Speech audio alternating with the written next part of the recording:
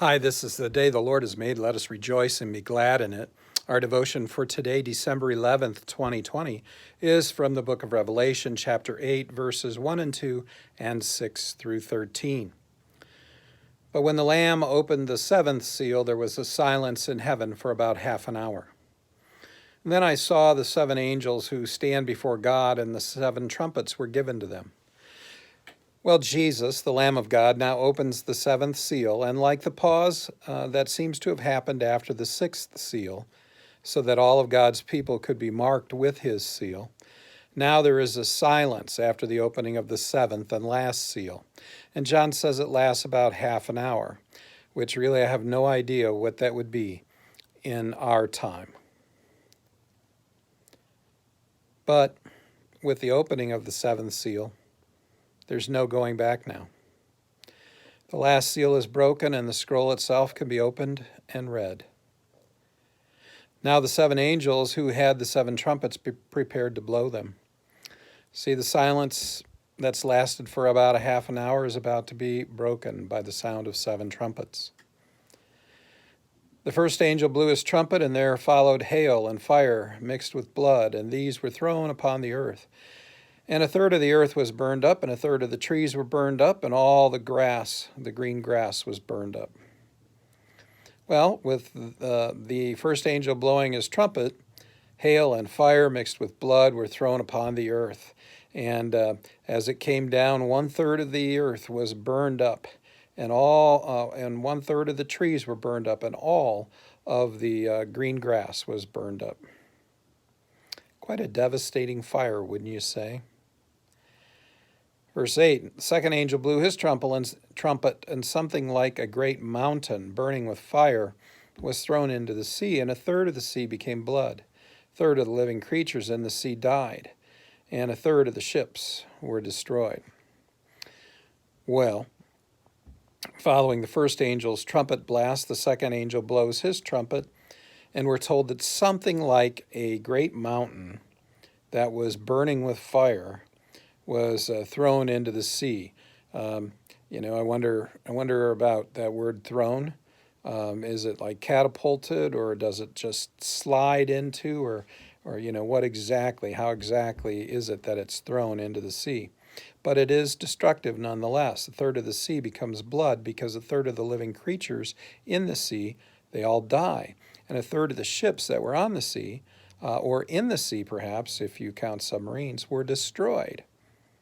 So now a third of the sea is also filled with blood, and a great mountain-like thing burning with fire is thrown in the sea, and all of this kills a third of the living creatures in the sea, and a third of the ships are destroyed. So, there is lots of destruction all around, lots of destruction.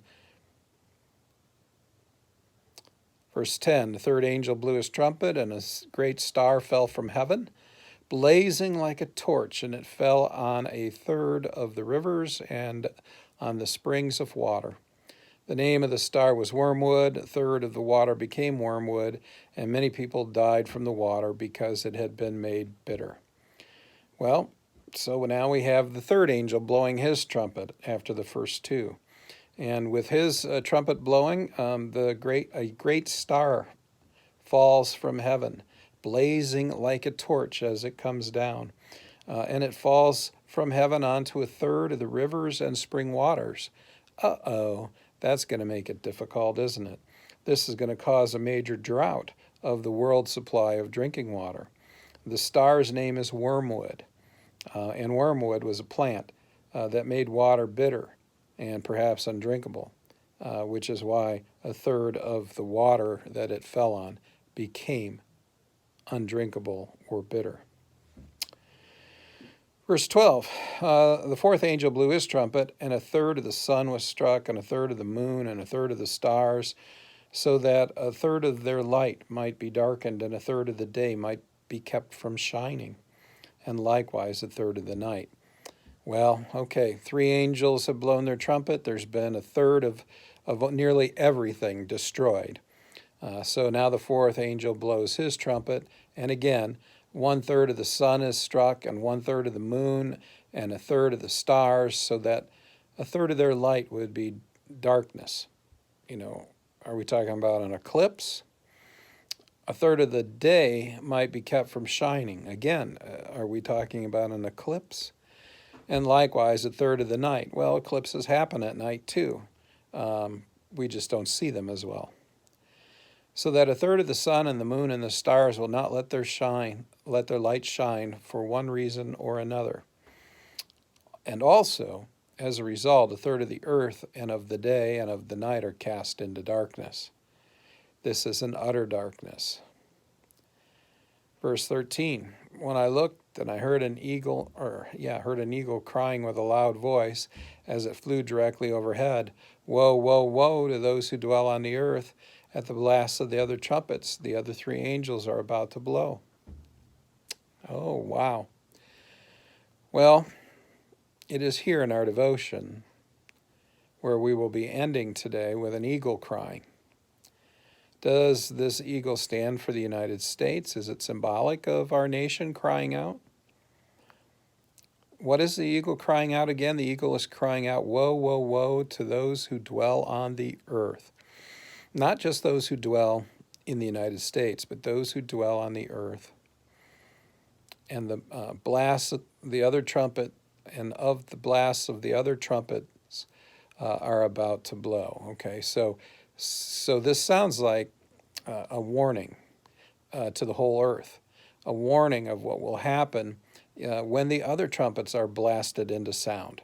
We've already had 1/3 of nearly everything destroyed, and now there's going to be more trumpets that are going to be blasted, and what will that mean for us? What will it mean for those who are living on the earth at this particular time? Well, I don't know for sure. But I do know that I was marked with the seal of the Lord at baptism.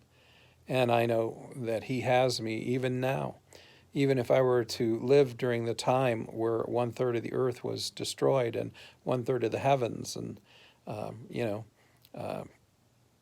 He still has me, and He won't let go of me. He has you, and He won't let go of you either, if you've been baptized. Go in peace. Serve the Lord.